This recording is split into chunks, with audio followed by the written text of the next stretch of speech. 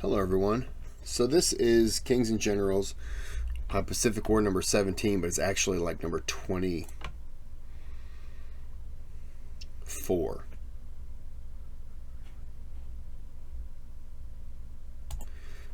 I got some kids outside playing before a storm comes in, so I don't know if you can hear that. I barely hear it.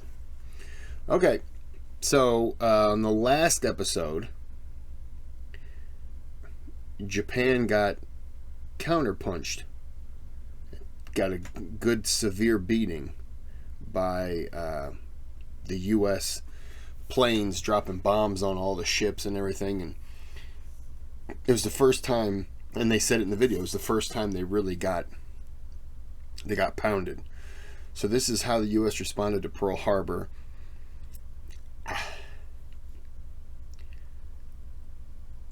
I don't know what to say on this one. If this one's gonna, we'll just get into it. I don't know if it's gonna carry on from the last one or if it's gonna jump back, and then, or no. I was gonna say, or is Pearl Harbor about to happen now? But no. At the time of the attack on Pearl Harbor, the US had a total of 7 fleet carriers, of which 3 were in the Pacific Theater. Admiral Yamamoto had hoped to destroy US carriers at Pearl Harbor, but none were to be found. While Yamamoto lamented about not destroying any US carriers, the US began to mobilize its carriers into task forces, ready to strike back at the Japanese. This episode will be on the early American carrier raids of the Pacific. In any competition, information about the state of play is key, as true for warfare as it is for business, which is why you can get the upper hand in the... Okay. Fate played a pivotal role for the USS Enterprise, as she narrowly missed being caught at Pearl Harbor on the morning of December 7th, 1941. She was, however, immediately brought to the front lines, as she had sent out 18 Dauntless at dawn to scout the area and land at Ford Island.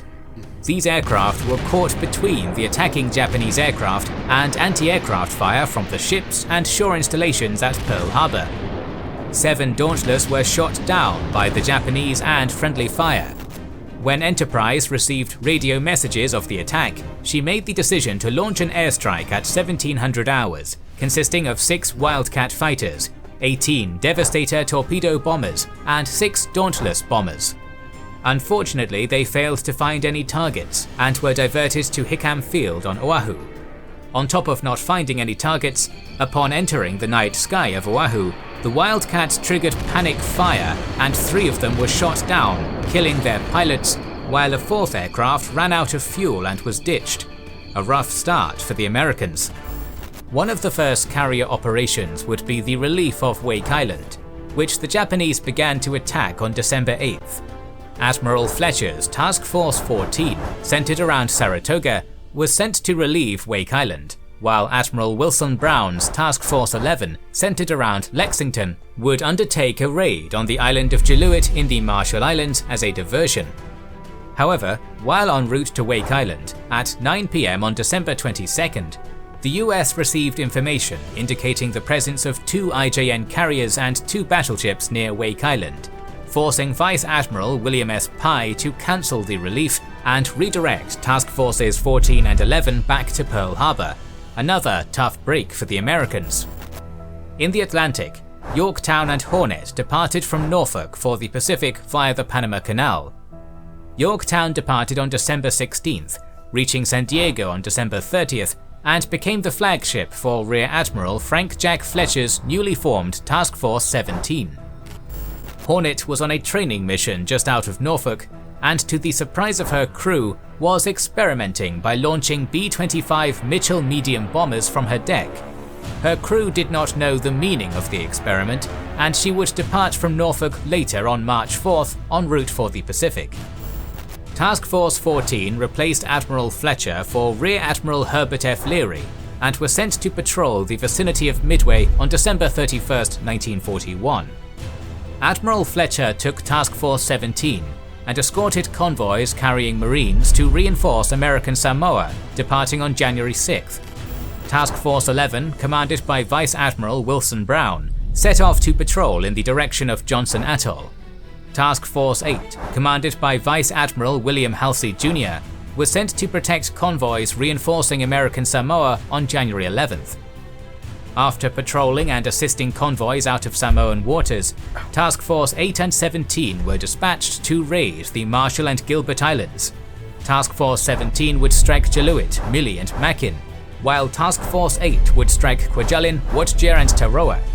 Task Force 17 was screened by only 2 cruisers, approaching their objectives in the pre-dawn darkness on February 1st.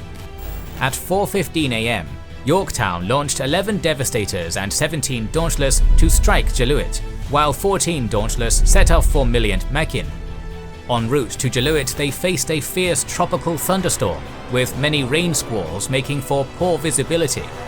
The aircraft managed to attack a few Japanese shore installations and shipping, but 6 aircraft failed to return from the raid as a result of extreme weather. Simultaneously, 5 Yorktown aircraft attacked Makin Atoll, also under poor weather. They managed to destroy 2 large Kawanishi Mavis H-6K flying boats and severely damaged gunboat Niigata-Maru. The last aircraft attacked Mili Atoll, but the pilots found no real military targets. While searching for ditched aircraft returning from the Jaluit raid, Yorktown's destroyer escorts, which had broken off from the task force, were attacked by a Mavis flying boat and asked for her help. Yorktown launched 6 F-4F Wildcat fighters to intercept. Pilots E. Scott McCuskey and John P. Adams both closed in on the enemy aircraft, firing simultaneously, destroying it. Yorktown ended up losing 4 Devastators, 3 Dauntless, and 1 Seagull floatplane from Louisville.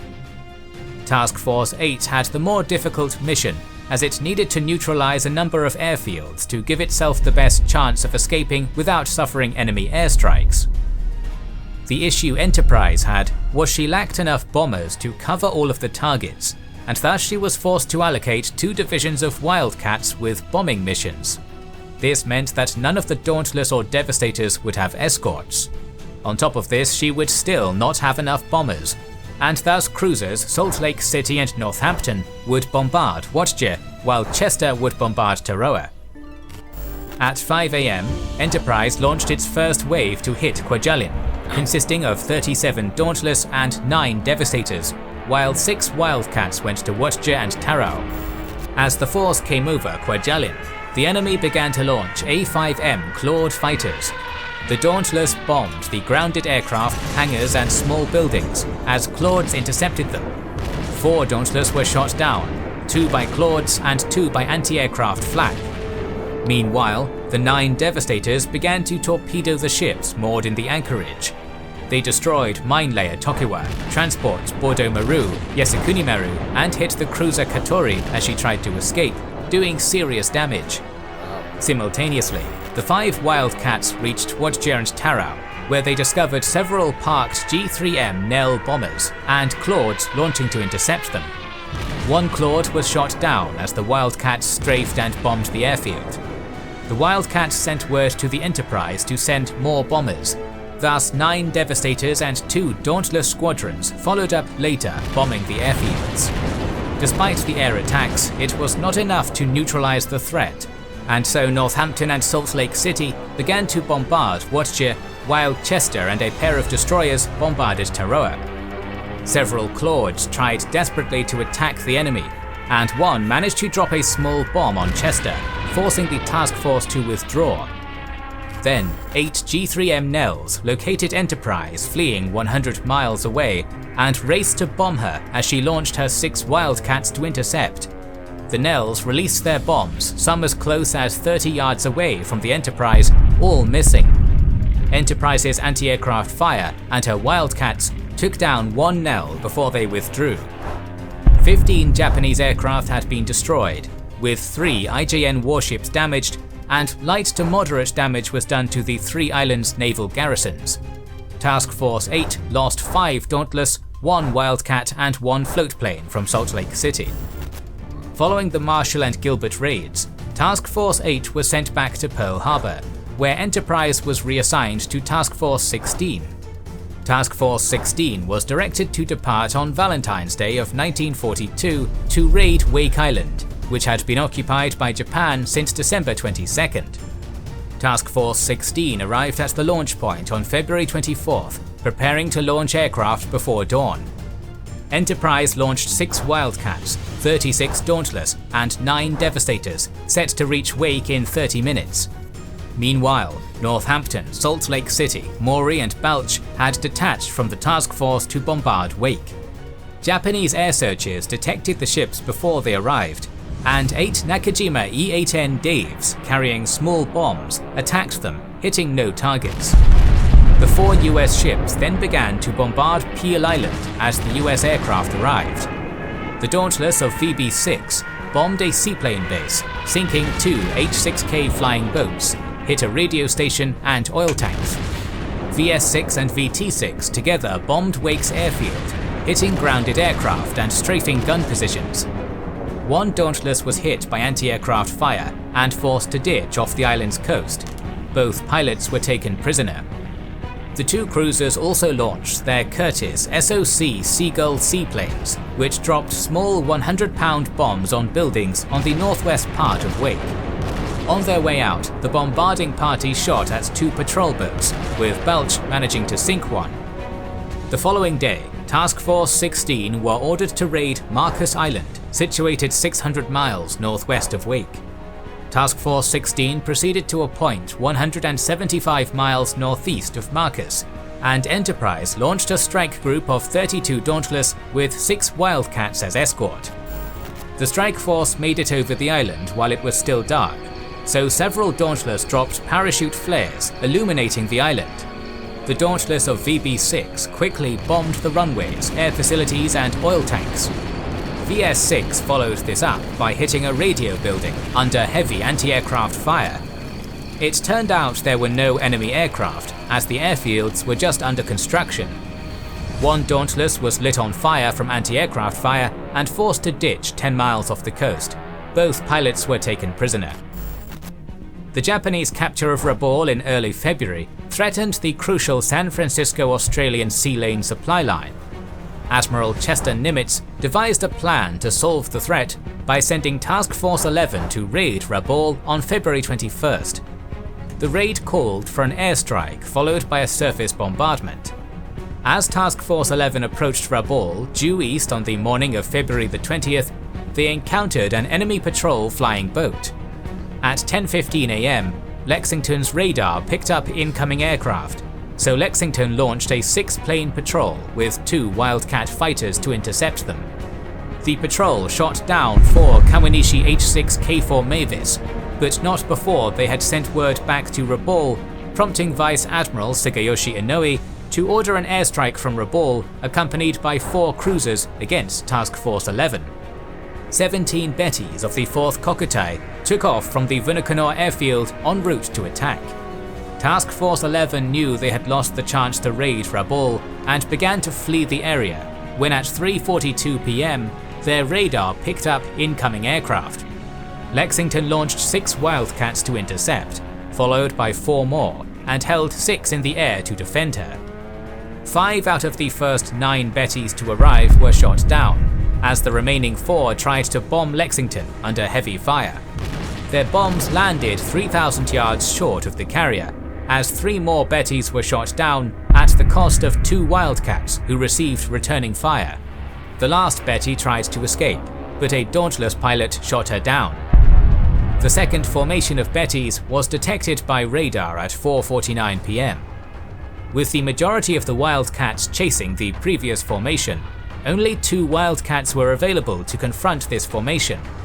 The 2 Wildcats made a series of high-scale diving attacks on the Bettys V formation, managing to shoot down 3 Bettys and send 1 limping away. I apologize for not really talking a whole lot. I'm just soaking all of this in. This is just... I didn't know about any of this stuff. And I have to pause it now to comment. My comment is I didn't know about any of this stuff. Wow. Okay. That was my 2 cents. I have to. I can't just watch the whole video and not say anything. They get mad. The remaining 4 Bettys dropped their bombs, missing Lexington by only 100 yards each. As the Bettys withdrew, only 2 would make it back home, as they had sustained heavy damage and had to ditch. The Japanese had lost 23 aircraft and 130 men at the cost of 2 Wildcats and a single pilot for Task Force 11. After the failed attempt at raiding Rabaul, Task Force 11 was redirected to join up with Task Force 16 north of New Caledonia on March 6th. The Japanese had left Rabaul to invade Papua New Guinea, anchoring most of their shipping off the villages of Lae and Salamoa. Task Force 11 and 16 were ordered to raid Lae and Salamoa from the Gulf of Papua. This meant the 2 airstrikes would have to fly over the formidable Owen Stanley mountain range, which would allow the attackers to seemingly come out of nowhere. The 2 task forces sailed south of Port Moresby and launched 104 aircraft. Lexington was first launching at 7:49 am, consisting of 8 Wildcats, 31 Dauntless and 13 Devastators. 20 minutes later, Yorktown launched 30 Dauntless, 12 Devastators and 10 Wildcats. Lexington's Wildcats arrived at Lae and Salamoa first, finding no airborne aircraft, so they dropped small 30-pound bombs on 2 airfields and strafed them. The bombers went to Huon Gulf to hit shipping, where they found 3 transports unloading off Lae, guarded by 2 destroyers. The Dauntless bombed them with several hits. 1 Dauntless was hit by anti-aircraft fire and crashed, killing the pilots. 2 Dauntless went after the cruiser Yubari, further out in the Gulf, hitting her and causing light damage. Next to be hit was the Mineslayer Suguru and transports China Maru and Yokohama Maru. The Devastators torpedoed the transports off Lae, but all missed, having run too deep and passing underneath their targets, while others ran erratically or failed to release from the aircraft. As Lexington's group departed, Yorktown's arrived. Her Devastators luckily were carrying bombs rather than torpedoes. Yorktown's Wildcats found no airborne opposition, so they began to strafe airfields at Salamoa. The Dauntless attacked Yubari, hitting her 3 times. Despite this, Yubari survived, limping back to Rabaul. Next, the Dauntless hit the... It's always impressive when a ship gets hit multiple times and doesn't sink. And I know that that's why they make them that way, so they can, but it always impresses me. It's not really breaking ground there, but 3 previously hit transports, adding further damage. The Devastators then spotted the seaplane tender Kiyokawa Maru, escorted by the destroyer Mochizuki, approaching from the north. The Devastators bombed the seaplane tender, scoring a hit from 13,000 feet, causing severe damage and destroying several float planes. Kiyokawa Maru survived, but was forced to return to Japan for extensive repairs. Both air groups returned over the Owen Stanley Mountain, losing only a single aircraft. Overall, they sunk 3 transports, injured several ships, and killed 130 Japanese. In late April, Task Force 18 and 16 would see one of the most incredible raids made during the war, the Doolittle Raid of April 18, 1942. Yeah. Enterprise and Hornet would launch 16 B-25 Mitchell bombers to hit Tokyo, demonstrating that the Japanese mainland was vulnerable to American air attacks. This raid served as a retaliation for the attack on Pearl Harbor and a major psychological blow to Japan, as well as a boost to American morale. To learn more about this, please check out our upcoming episode on the Doolittle Raid. The American raids had a major psychological effect on the IJN. The IJN now believed the Americans were willing to risk their carriers to thwart further Japanese operations in the Pacific. Admiral Inoue, after the raid on Lae Salamoa, requested Japan's combined fleet to send carriers to provide air cover for an upcoming operation designated Operation Mo. Admiral Yamamoto obliged him by sending a force of 2 fleet carriers, a light carrier, a cruiser division, and 2 destroyer divisions. The IJN would not allow American carriers to raid so easily next time. Our videos would be impossible. Sounds like this guy's getting a little mad. I'm gonna find that video on the Doolittle raid. I can't say that that would be the next video for the Pacific War that I would do. That might just be a kind of a one-off. I'll just do it, throw it out there. But I'll reference, this video. Of course, maybe I'll just do it and I'll throw it in, like, to go with this or something. I don't know. I don't know what I'm going to do. But I'm going to find that video right now. Because I know a little bit about the Doolittle raid, not a whole lot. So why not learn more? Sorry. Okay. Like and subscribe. And, man, I got the hiccups. Oh. Hiccup, burps, and heartburn. 3 great things. So I'm going to end this here.